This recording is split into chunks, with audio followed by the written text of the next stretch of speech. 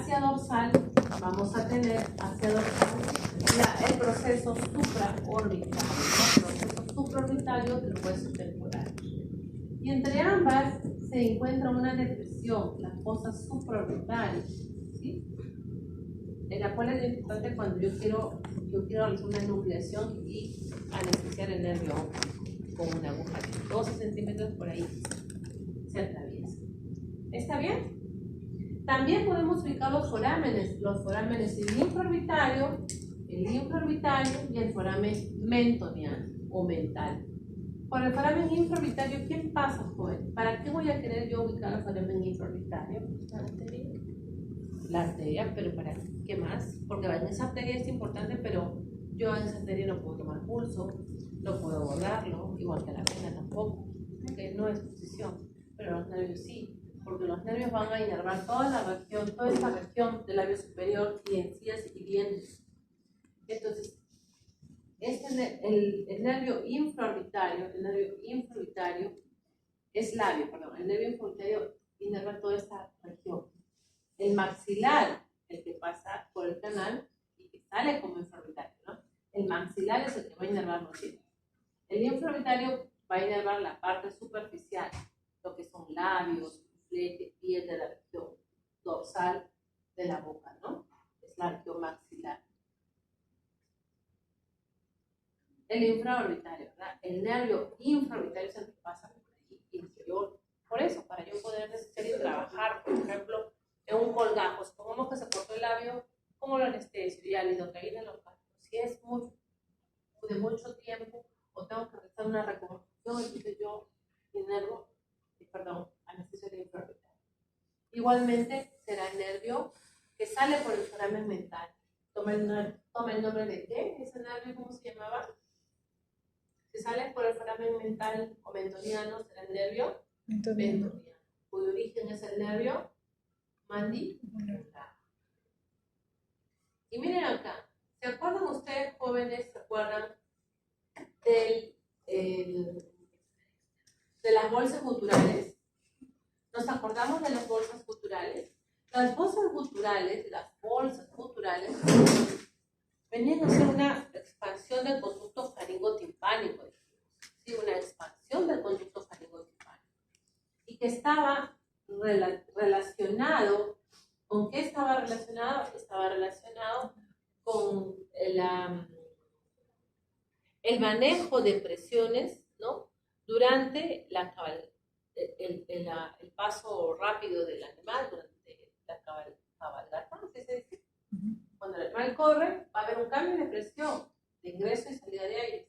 Este conducto faringotimpánico, en la bolsa gutural, esta expansión del conducto faringotimpánico es la que va a equilibrar esas presiones. Bien. Sin embargo, como es una bolsa, y cuando hay algún tipo de inflamación en regiones aledañas, este líquido inflamatorio puede caer en esa bolsa. Y no hay forma que salga por la... ¿Cómo se llama? No es presión atmosférica, es por gravedad, ¿no? Por gravedad, por la posición que tiene el animal en el cráneo, o sea, no va a salir esas secreciones, que pueden tornarse purulentas. Entonces tenemos que drenarla.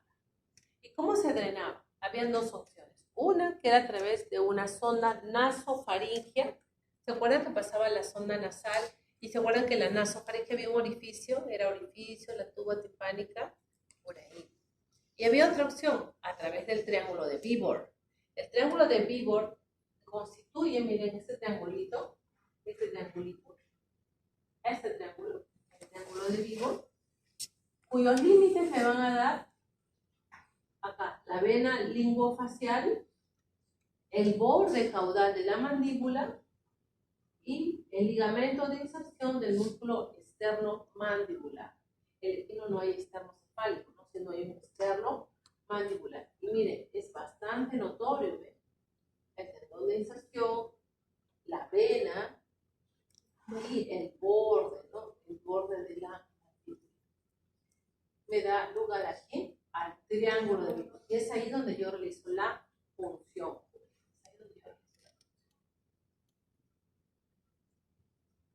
Observen Acá hay un equino. Miren, el triángulo de Víbor es rapidito, ¿no? Anatómicamente se observa. También se observa esta. Acá miren, jóvenes. Acá es la fosa supraorbitaria. La cresta facial que se prolonga, dando lugar a ¿quién? Al arco cigomático. El proceso supraorbitario del temporal, ¿sí? Que se cierra con el proceso cigomático del frontal y dan esta fosa. ¿Qué más encontramos? El foramen. Mira, acá está la vena. ¿Qué vena será esta, jóvenes? ¿Qué vena será esta?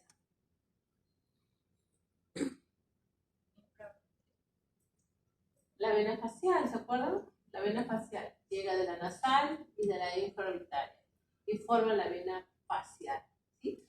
Fácilmente se observa la cresta, ¿verdad? Central. A ese nivel pues estará que cosa el foramen infraorbitario y el foramen mentoniano, ¿no? El foramen mentoniano. Y aquí encontramos el vacuno. En el vacuno, ¿qué vamos a poder observar?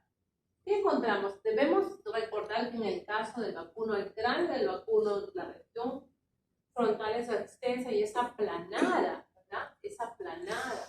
¿Qué más encontramos? La protuberancia intercornal. Aquí no hay cuernos. Aquí ha sido deformado tempranamente. No hay cuernos, pero hay una protuberancia prominente. ¿Qué más encontramos? El hueso nasal.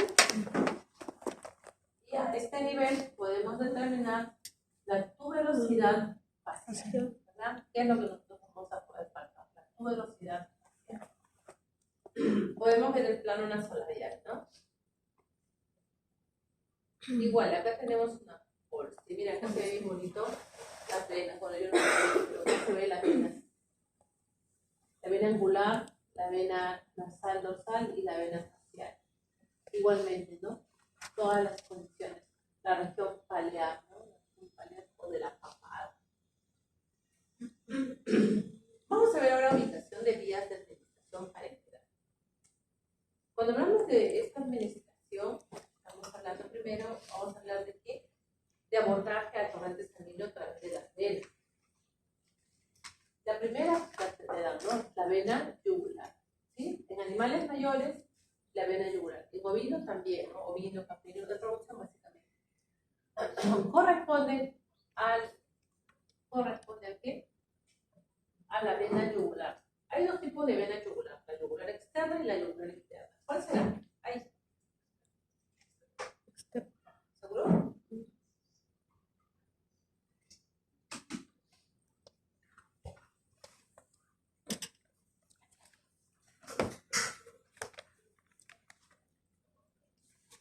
¿La externa o la interna? ¿Dónde está la interna?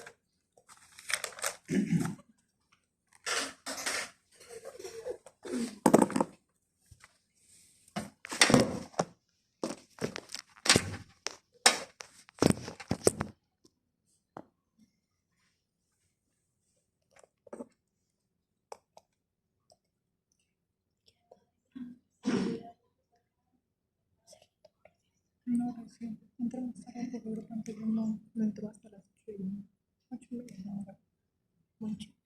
Sí, La vena yugular. La externa, claro.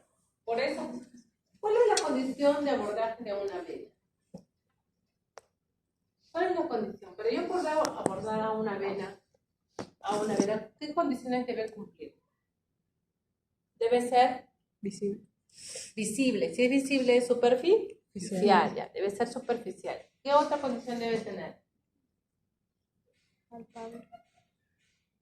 Ya está muy bien. Visible. Debe ser grande, como decía, no debe ser de gran calibre, o al menos un calibre que se pueda considerar. Y no está tan lejos de lo que decía su compañera palpable, pero cuando yo lo palpo es porque que no se pierda, o sea, que no sea deslizable, que esté sobre una superficie dura, eso, ¿no? Que esté sobre una superficie. Porque, por ejemplo, en la yugular, en animales mayores, en animales grandes, está sobre el músculo externo-mandibular, en el caso del equino. ¿Y qué pasa? Es un músculo grande, entonces no se va a deslizar, ¿sí? En el caso del cánido tampoco se deslizará. A diferencia, por ejemplo, de las vena, que sí tiende a deslizarse. O si yo encuentro otro vaso sanguíneo y yo lo quiero picar, y si lo empujo y no hay nada que lo soporte, se va a ir más profundo. Entonces nunca voy a poder inyectar a ese vaso sanguíneo. ¿Sí? Por eso se menciona que es sobre una superficie. Mira. ¿No? Bien. Aquí tenemos la vena yugular externa. Hay una vena yugular interna y les hago recordar. Si es interna, no podría ser, porque hemos dicho que como deben ser superficiales. Pero solamente en paréntesis para recordar, la vena yugular interna se va a encontrar en la vaina carotidia, ¿no? Conjuntamente con la arteria carótida y el tronco nervioso vago simpático. ¿Sí? Ahí vamos a encontrar la vena yugular interna. Que no es materia de estudio. Bien, ahorita, ¿no? Tenemos la vena yugular externa, importante. En el caso del vacuno, nosotros tenemos la vena y la arteria coxígea media ventral. La arteria coxígea, seguramente ustedes en algún momento lo han visto. Si ustedes quieren, cuando vayan a su casa y tienen su perro, van a palparle la cara ventral de la cola o la cara ventral, superficie ventral de la cola, y van a poner así su manito, casi en la raíz de la cola, no en la base. Y van a sentir la pulsación, no con el hilo. Tiene que ser, puede ser, con el medio y el anular, lo ideal. El pulgar no, porque el pulgar tiene pulsación propia. Si tú pulsas, no vas a presionar, sino suavemente, como la canción, suavemente, porque si no cortas la pulsación, suavemente y vas a sentir que pulsa. Y en la vaca, ese vaso sanguíneo es de gran calibre, ¿no? Un calibre tan considerado como el diámetro de tu lapicero. Entonces tú realmente, ¿no? Tú fácilmente vas a poder palpar ahí las pulsaciones. ¿Sí? Corresponde a la... Esa es la arteria de lo que yo acabo de hablar. Pero la vena, que es la de poder abordar al torrente sanguíneo, también, si hay una arteria, habrá una vena coxígea media, que a ese nivel se le puede realizar la extracción de sangre, ¿no? Tanto en el yugular como en la vena. Y otra vía de acceso que no se usa mucho, pero que también viene a ser la vena mamaria,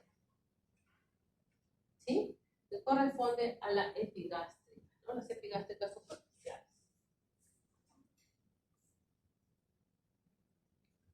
Listo. En el canino tenemos a la vena yugular externa, a la cefálica, a la safénica y a la femoral. Aquí, bueno, la que más se usa en el medio corresponde a la vena cefálica. La vena cefálica que se encuentra localizada en el borde craneal del antebrazo, ¿sí?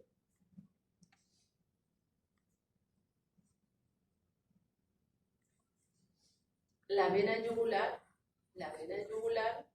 que se encuentra también, ¿no? Se encuentra en la región del cuello, se encuentra ingresando. ¿Dónde la voy a encontrar?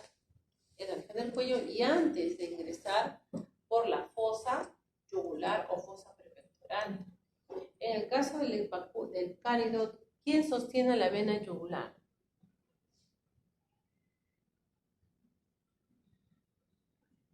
El músculo. Algún músculo. Había un músculo, exacto. Donde la vena yugular, ¿se acuerdan? Dejaba una impresión, un surquito. ¿Ese surco qué nombre tomaba? Surco yugular o gotera yugular. Ya. Pero ¿cuál es el músculo, pues? El externo cefálico. ¿Sí? Este es el externo cefálico, ¿ya? Y mire, esta es la maniobra. Se expone y la cabeza siempre tirada, pegada al cuerpo que lo contiene. Porque ahí tiene un manejo, ¿no? Es como una llave. ¿Sí? Acá se expone la vena cefálica, se hace la presión y inmediatamente la vena ocurre, ¿no? Esternocefálico. Tenemos la vena cefálica y otra viene a ser la vena safena. La vena safena o vena parva, la vena safena lateral, que es la que niña se va a abordar, se encuentra justamente a la altura en el pie, ¿no? En la cara lateral. También cumple las dos condiciones primeras. La tercera no tanto, porque está en un área irregular y aquí hay un espacio, hay un espacio vacío. El único momento en que es soportada es a través del músculo, ¿no? Ahí es soportada. Y por último tenemos la vena femoral. La vena femoral, como ustedes han observado en la muestra, proximalmente sí se puede, o sea, es un bien próximo, se puede abordar. Es de una vena de gran calibre. Acá, justo en el triángulo femoral, ahí se puede. Sin embargo, cuando el animal es gordito, ese triángulo está lleno de ¿qué? De grasa. Entonces, abordarlo es un poco difícil. Sin embargo, es una opción, pues. Sí, es una opción, una cuarta opción, ¿no? Bien. ¿Alguna pregunta? ¿Por dónde sale la vena femoral? Sale por el triángulo femoral. Se pone un AMPA, o sea, miren cómo es, ¿no? Pues, cuando la docente es bien didáctica, o el docente, en este caso no profesora. Yo me acuerdo de mi profesora de primer y segundo grado, de primaria, imagínense cómo me acuerdo, decía, cuando ustedes no sepan una palabra, pónganlo en una oración cotidiana, y eso les va a dar un poco el enfoque del concepto, si es que no lo manejan bien, ¿no? Y esa palabra en esa oración puede ser en un texto de una novela, en un texto de un relato, en el texto de un relato de una noticia, cualquiera, el que te venga a la mente. Ya esto quiere decir más o menos en el concepto, ¿no? La parte craneal también mencionan, ¿no? Y el tríceps, pues, ¿no? El tríceps es un músculo bastante muy poderoso, muy grande. Pregunta el examen, creo que fue, ¿no? Sí. Es grande, ¿sí? Pero es poco común, sin embargo. Es poco común, pero sí es posible. Como le decía el otro grupo, imagínense que tenga un animal que no tenga piernas, ¿no? Que está amputado. ¿Dónde le aplica? Si no tiene tríceps. Para el tríceps, pues. Otra de las vías son los músculos lumbares, ¿no? Que son amplios, son grandes.